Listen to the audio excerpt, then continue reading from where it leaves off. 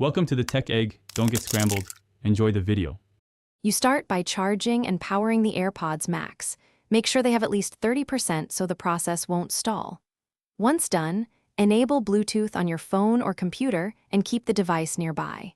Now press and hold the pairing button until the LED flashes. This tells the headphones to advertise. Watch your device's Bluetooth list, then tap the AirPods Max entry to pair. This creates the secure audio link and exchanges codecs, so you get optimal quality and low latency. Once paired, you customize how the AirPods Max behave. Go into your device's audio settings to switch between noise canceling, transparency, and off. Each mode alters ambient sound and battery use. Make sure automatic ear detection is enabled so playback pauses when you remove them. Assign the control button to your preferred function if available.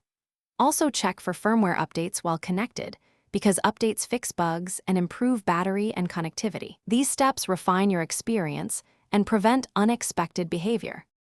Finish by testing audio playback, the microphone, and spatial audio across music and calls so you confirm everything works together. If pairing or audio drops occur, perform a factory reset.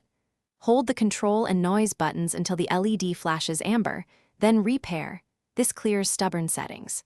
If problems continue, restart your phone or computer, update the operating system, and move away from possible interference like Wi-Fi routers. These final checks and the reset tip resolve most common connection and quality issues.